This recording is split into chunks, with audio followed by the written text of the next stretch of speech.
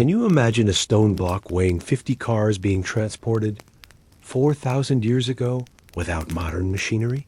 Yet the ancient Egyptians transported stone blocks weighing up to 100 tons, some even up to 120 tons, hundreds of kilometers, to build temples, tombs, and pyramids. No cranes, no steel, no wheels.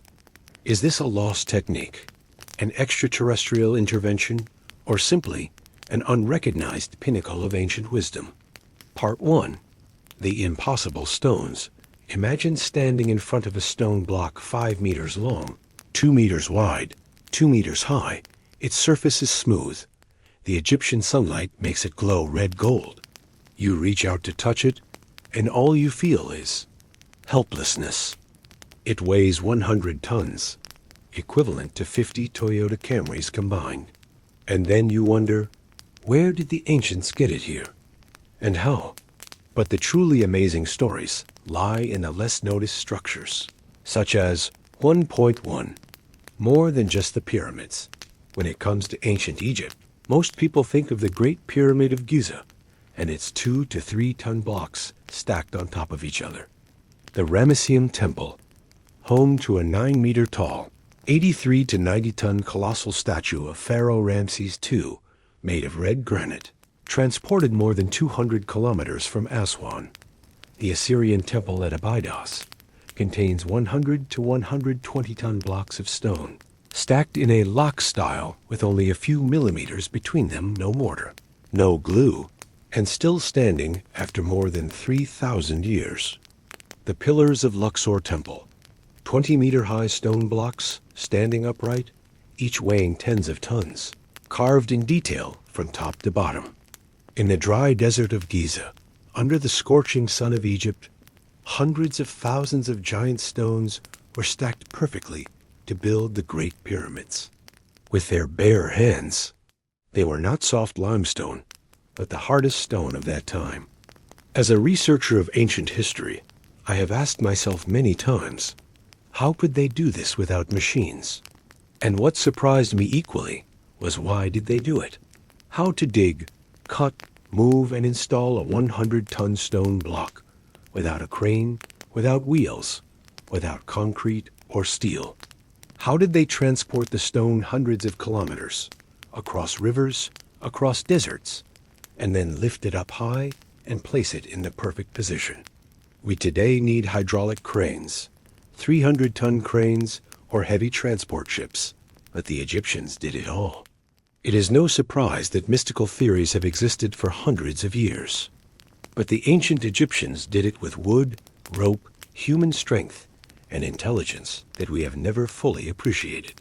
On the contrary, I believe that it is ancient intelligence, practical, resilient, and creative, that we should learn from.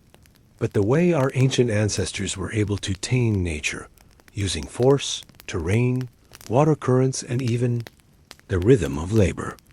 Eric von Däniken, in his book Chariots of the Gods, claimed that aliens helped build structures using anti-gravity technology.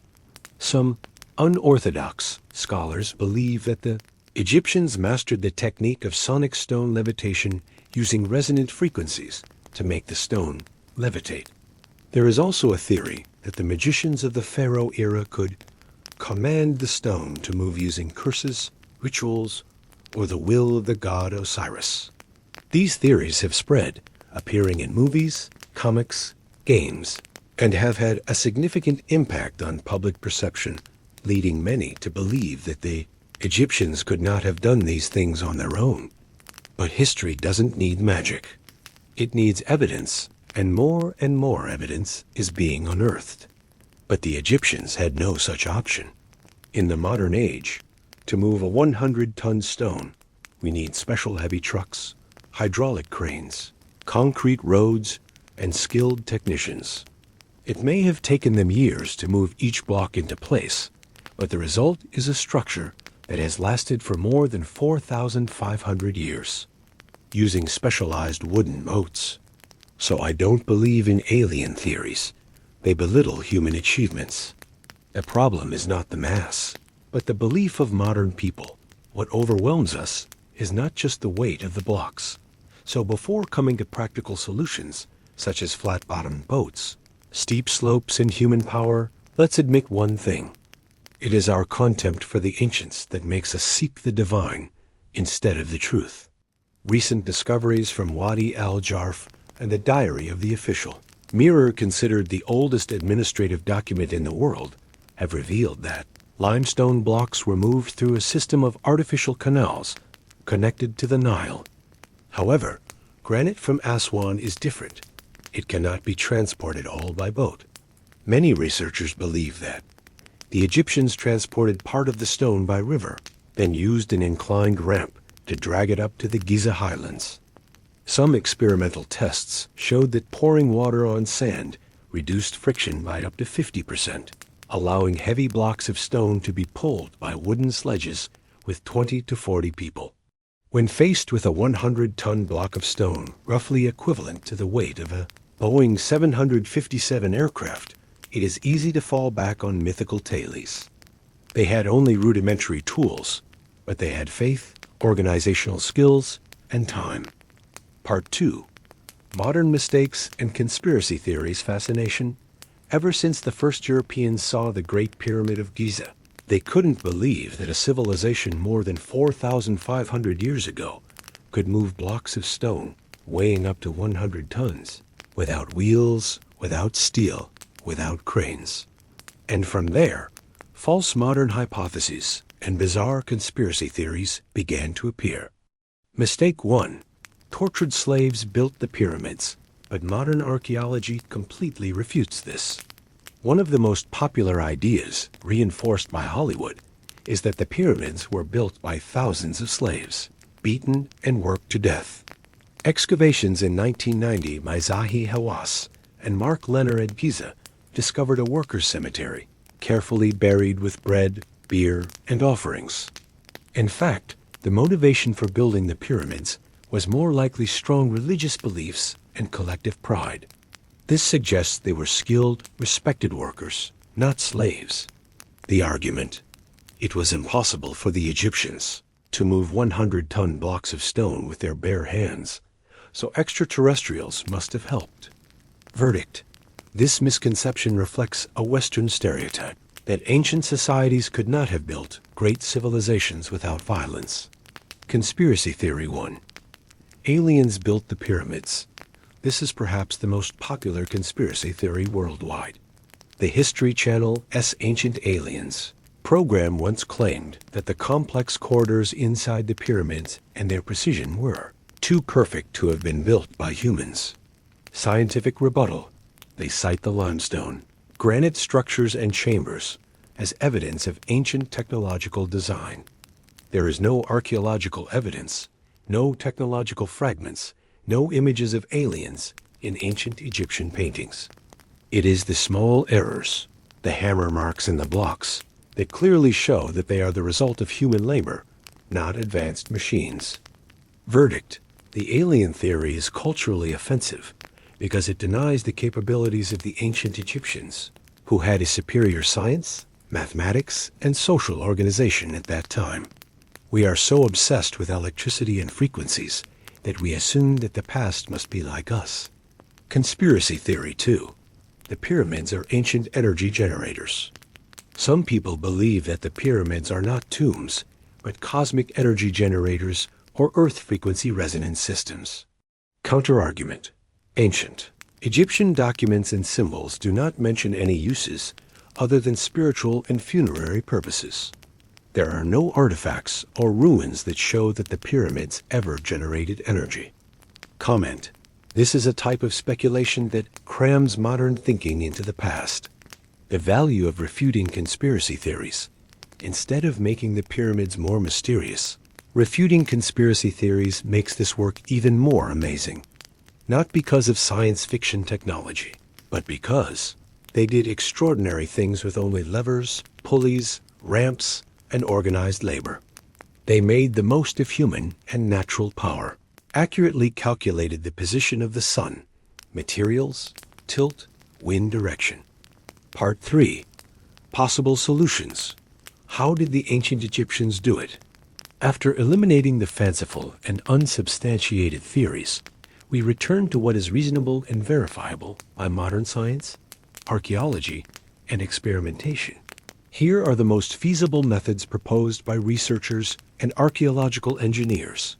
1. Using pulleys, levers, and human power, not far-fetched. The ancient Egyptians did not have wheels at the time of the construction of the Giza pyramids, but they were proficient in using primitive levers and pulleys. Hardwood levers can help raise the tops of blocks to place rolling pads or adjust their position. Organized human power. According to research by Professor Dieter Arnold, a group of about 20 to 40 people can pull a 2 to 3 ton block of stone if the surface is slippery. With 100 tons, the number of people would have to increase exponentially or combine with additional tools. What makes the miracle is not a miracle, but an extremely systematic organization, similar to the way the Romans later organized the construction of bridges, or the Chinese built the Great Wall. 2. Wetting the sand. Tips to solve the problem of resistance. Notably, there is a person in front pouring water on the sand. A mural at the tomb of Jotutip depicts a group of people pulling a giant statue on a sled. According to a 2014 study by the University of Amsterdam, wetting the sand will reduce sliding friction by up to 50%, making it much easier to pull heavy objects. Computer simulations show that pouring the right amount of water causes the sand particles to stick together, creating a surface similar to ice skating. This is very convincing evidence because it comes from original Egyptian paintings combined with modern physical analysis. 3. Using ramps, architecture combined with mechanics. The method of building inclined ramps with earth, rubble, or mud is the most popular and also the most feasible theory. Straight ramp in front. A long ramp leading straight to the pyramid face, but takes up a lot of space. Spiral ramp around the pyramid. Saves space, but is difficult to build stably. Side ramp combined with wooden crane. Some blocks can be pulled to a certain height, and use levers and rollers to move to the next level. Archaeological evidence. Archaeologists in Hatnub discovered a system of stone ramps with grooves on both sides, used to place pull poles, helping to reduce the force needed to pull the blocks down the mine. This ramp dates to the time of King Khufu.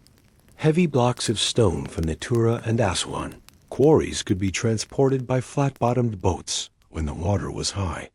Building ramps was no simple idea. It required organization, planning, and extremely sophisticated material engineering, which the Egyptians were well versed in. 4. The Nile, the green highway of the ancients. The Nile was not only a source of life, but also a major transportation route.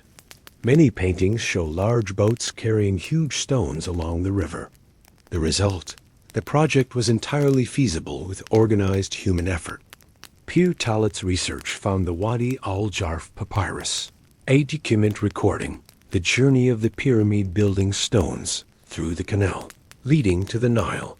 The maximum exploitation of the Nile is a testament to strategic intelligence.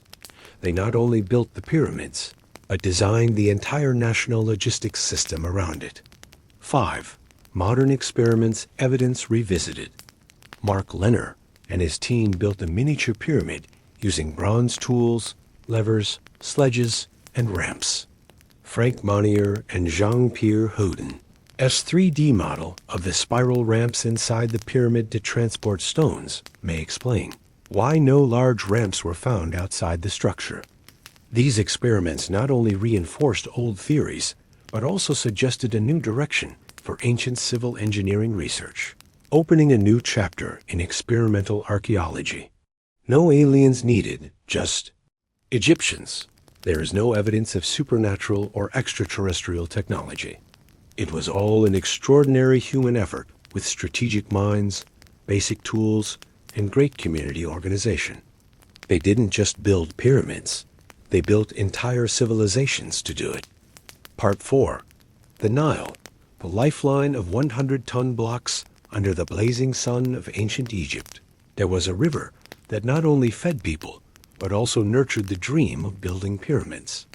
That was the Nile, a waterway thousands of kilometers long that played a key role in transporting giant stone blocks from remote quarries to the Giza construction site. But how did the Egyptians do it? Surprisingly, Aswan is located in a rugged, uneven terrain. 1. From quarry to river. The challenging first step, the most striking evidence, is the painting at the tomb of Djoti, depicting more than 170 people pulling a large stone statue on a sledge. Some of the 100-ton blocks were quarried from the Aswan quarry, more than 800 kilometers south of the Giza pyramids. To move these stones to the riverbank, the Egyptians used large wooden sledges, lubricated with water or grease to reduce friction. Slopes were made of rammed earth, sometimes covered with wood, to reduce friction. The construction of temporary routes parallel to the Nile was entirely feasible, especially given the high level of organization of ancient Egypt. 2. Giant stone boats, myth or reality? One of the most intriguing mysteries is the Egyptians' use of large wooden boats to transport super-heavy stone blocks along the Nile. Archaeological documents from the time of Senusret III show boats up to 60 meters long, built from Lebanese cedar. However, the excess weight is still a problem. The carving at Deir el-Bahari depicts a fleet of boats carrying giant obelisks, each with 30 to 40 oarsmen. An ancient boat found near the Khufu Pyramid, over 43 meters long, shows highly advanced shipbuilding techniques. Transporting 100-ton blocks of stone by river is possible, especially during the flood season when the water level rises, making the boat float more easily. 3. Dike technique to bring stones to the construction site. In the Giza area, scholars have proposed that the Egyptians dug canals and built temporary dikes to divert river water near the construction site. Egyptologist Mark Lenner and his team have discovered traces of ancient docks and canal systems near the base of the pyramid. Based on geological and radar models, they suggest that the large blocks may have been floated down a channel to the construction site and then brought up by the ramp. This is an extremely convincing discovery, explaining why such heavy blocks could be present regularly in thousands in Giza, an area far from the source of stone. Combining ingenious canals, high-tech boats, and efficient manpower, the ancient Egyptians achieved the seemingly impossible, moving 100-ton stones hundreds of kilometers without modern machinery. 4. Difficulties and practical limitations. Although the waterway system plays a very important role, the reality is that not all blocks can be transported by river, especially the super-large blocks used for temples or statues. The shallowness and depth of the river change with the seasons, requiring precise calculations of the time of transportation. Some sections of the road had to be combined with manual transportation by people in sledges after reaching the shore. It can be seen that the Nile River is not only a source of life, but also a logistical backbone in the greatest construction project of mankind. Part 5. Organization, personnel, and the truth about slaves to build the pyramids. Did the Egyptians really use tens of thousands of slaves to build the pyramids? This is one of the most common misconceptions when it comes to pyramid construction. The image has appeared in many Hollywood movies, where long lines of slaves are forced to work, being beaten, dragging stones in despair under the scorching sun. The truth about the labor force to build the pyramids. But is that the historical truth? However, modern archaeological discoveries have completely shaken that argument. Centuries ago, the historian Herodotus wrote that the Great Pyramid of Giza was built by 100,000 slaves, working continuously for 20 years. Archaeological evidence from Giza. In 1990, a cemetery for pyramid builders was discovered right next to the Giza area. The remains show that they were not slaves. The bones did not show signs of torture or hard labor. They were buried carefully, with beef and fish in their graves, something reserved for the upper class in society. Chemical analysis of their teeth and bones showed that they were local Egyptians, not prisoners of war or foreigners. This proves that the construction force was a well-organized, professional, and somewhat respected labor force. 2.